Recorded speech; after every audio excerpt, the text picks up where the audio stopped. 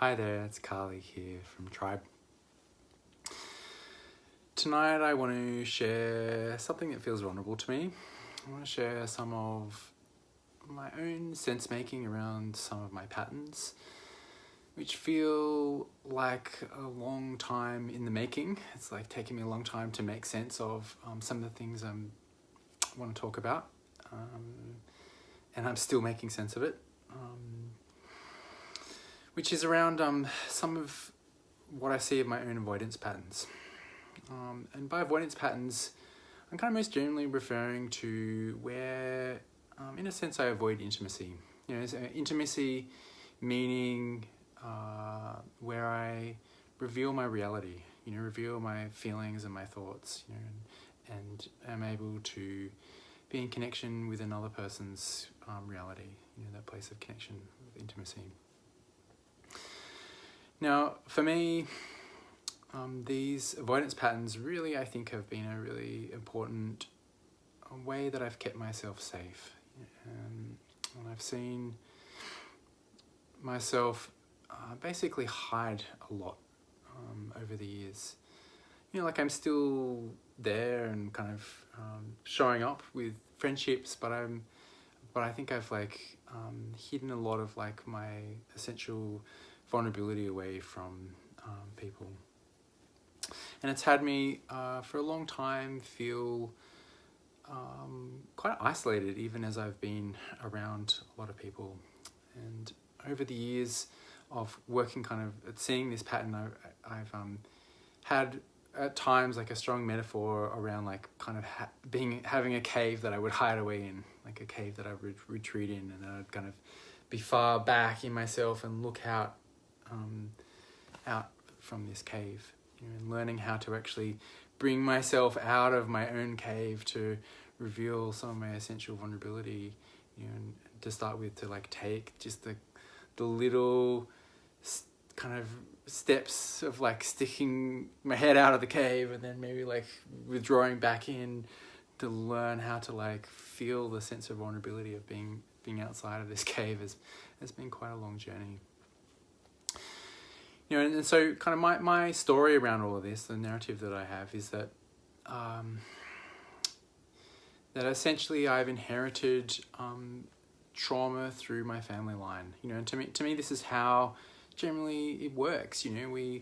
Our parents have their own trauma that they've inherited through their family situations, and then through our own kind of childhood context, we essentially get traumatized by those similar patterns, and this is actually where I see doing healing work on ourselves is so vitally important, because it's not just us that receives the benefits of that healing work. It actually gets passed on through our generational lines, and even if we don't have kids, we're still around children and we're still around community, such that we can kind of hold that sense of healthy ways of being. And this is actually a big part of what has me really passionate about the work that we're doing at Tribe, at kind of creating cultures that are healthy. So I see myself as essentially having inherited trauma from my generational line that had me, in a sense, internalize a lot of fear, have been confronted by quite a lot of intensity, particularly in my very early childhood. Intensity that had me kind of just really very vigilant, hyper vigilant, just really on the lookout a whole lot, just making sure that I was going to be safe, from just this kind of imprinting of the world as a scary place in some sense. And this essentially had me become very, very sensitive, and which I think has a lot of beautiful gifts. I think there's a strong sense of kind of empathy that came out of that sensitivity. Of course, it's kind of being empathy without boundaries, which we've talked about in the last lives a lot, just being super aware of what's going on with other people in such a way that I can keep myself safe. And then from this kind of place of fear, to me there's been this essential sense of collapse, in a sense, imprinted in me, a place of feeling just insecure, that place of fear, having me just have, low self-esteem, basically, just like not knowing that I'm okay, and kind of having these reference points of feeling small and kind of easily overwhelmed by life.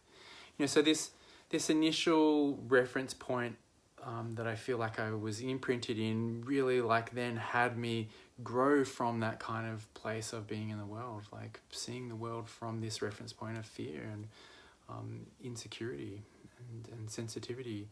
And basically this had me just like feel very easily overwhelmed. I was very easily overwhelmed by people. Like my sensitivity would have me just like quite confronted by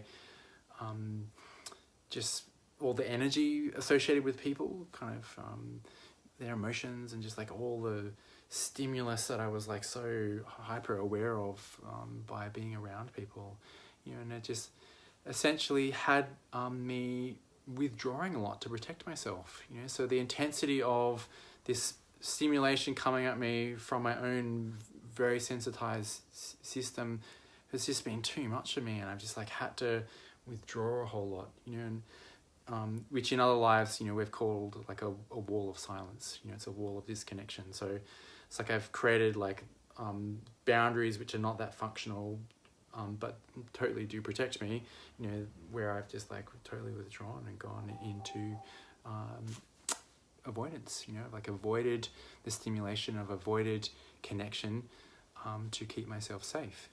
And like seeing that, I feel a lot of self-compassion and I feel a lot of self-honoring around those patterns, those protective patterns. And I think this is really important to actually see the place of our own kind of unhealthy strategies in a sense, and see that, in a particular context, they have been quite healthy. And I do think this is the case for me. But of course, as we grow out of those contexts, which I think has been true for me for a very long time, then these patterns aren't so adaptive, they're not so healthy anymore, and then we're stuck with,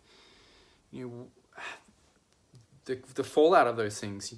For me, that's been these experiences of just feeling isolated and disconnected. And I still kind of, I think, very easily go to this strategy of withdrawal and avoidance.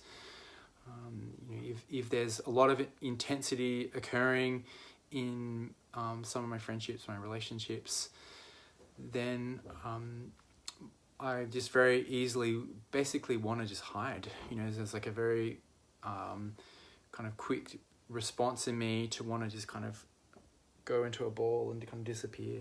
Like sometimes I'll just like go to my bed and just like crawl into my bed and almost hide under my covers in a sense, just to like come back to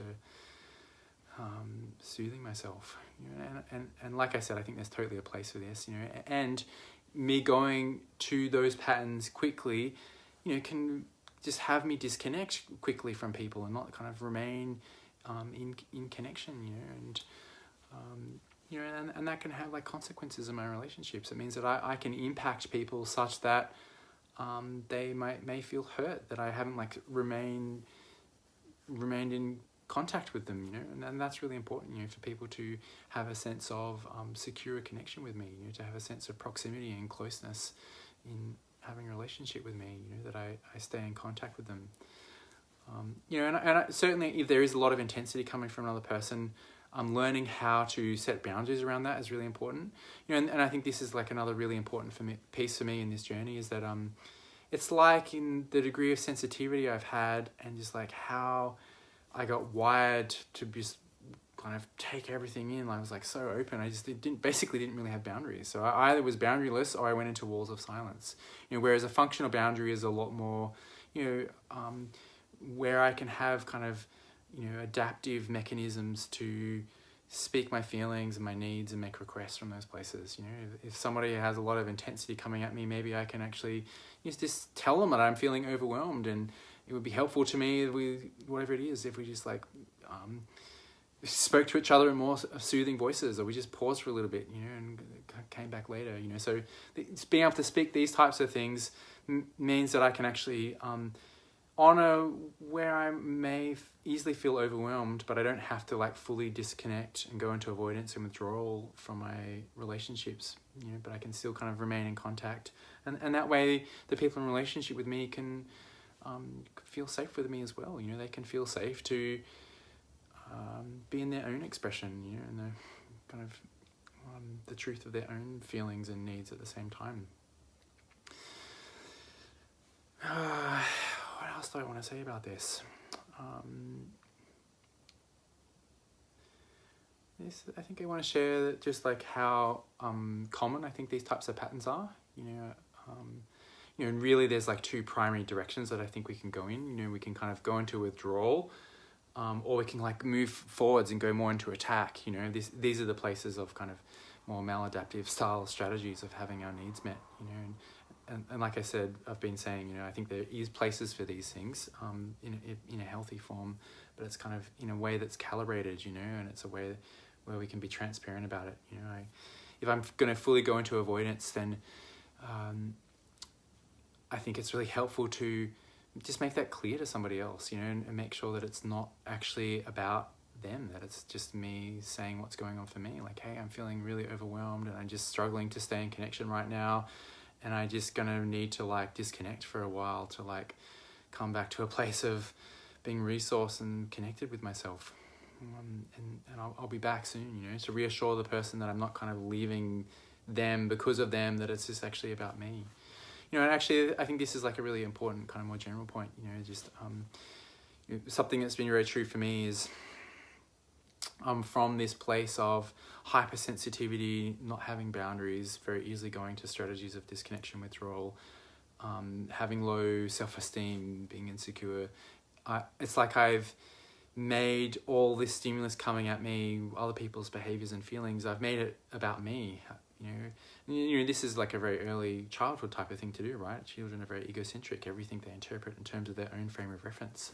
You know, I think I just got kind of imprinted with that and have been in the journey of learning how to actually hold stimulus coming at me at a bit more of a distance and be able to like make meaning around that stimulus about the other person or the situation or the event, and not personalize it so much, and not make it like mean that I'm somehow a bad person or fucked up, you know, like, because then I can just like really easily go into collapse, you know. I'm not actually, in a sense, I'm going into the past, I'm regressing into kind of earlier parts of myself rather than being able to stay present to what's that kind of going on in the moment. Yeah, totally, Jules. How are you doing at work environment when you don't have space to take for yourself?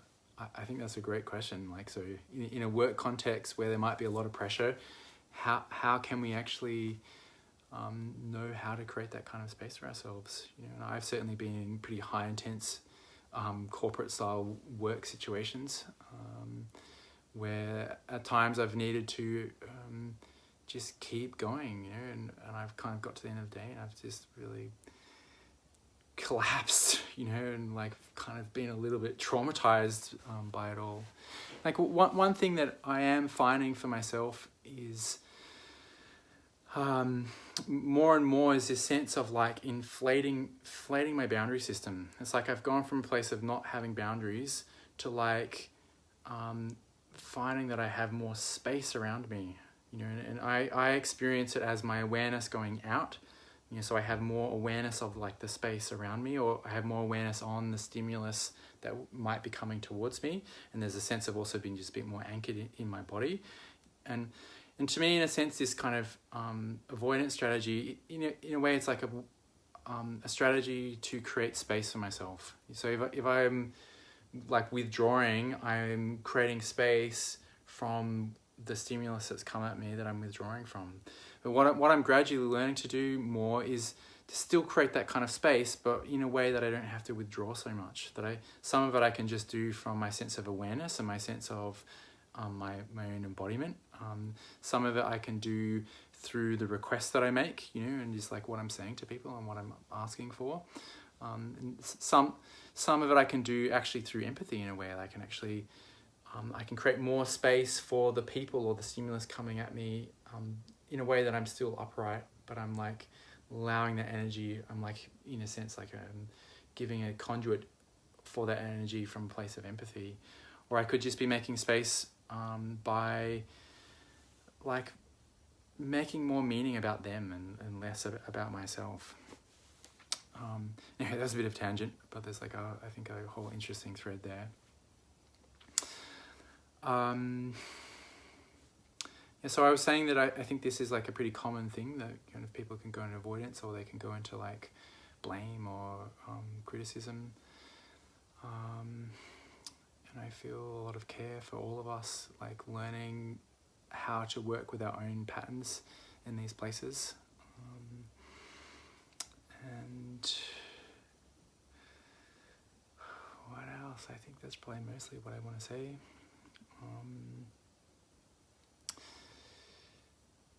I think the last thing that I want to say is that it's just been so beautiful for me to gradually learn how to reveal myself, kind of come out of this place of hiding and this kind of cave that I've in a way hidden inside of for a lot of years. Just kind of looked out of. Actually, just like one final piece around my own avoidance. One of the ways that I've actually avoided is by putting a lot of attention on other people. It's like I've gotten very good at giving curiosity to other people, which has served me super well. Like I really appreciate that about myself. But I would just like kind of quickly deflect in a sense, too much attention started to come towards me, unless I felt super, super safe. I would just like turn my attention back to the other person, ask questions about the other people, and this would be a way of avoiding having to like reveal some of my essential vulnerability, be this place where I'd be hiding in my cave and just like looking out and continually putting energy out rather than kind of opening up and letting energy in or kind of coming out of that cave. But learning how to bring myself out and how to create protection for myself without having to go into avoidance, such that I can then share myself with a sense of intimacy. It's just like such a relief in a way. It's like there's like this way that I can now be in the world. I can be seen and I can express who I am and share kind of just the most basic innocent aliveness of my being, and just feel so liberating and freeing to be in that. So and the more that I learn how to do all the things that I'm talking about, particularly have very good kind of functional boundaries, the more that I feel inspired to kind of keep practicing and keep figuring out my patterns and how I work and how to work with other people in that. So thanks for watching. Thanks for the comments in here. I haven't been able to fully read them, but I'll have a read afterwards. And I hope you too are on your own journey of learning how to do these things. Good night.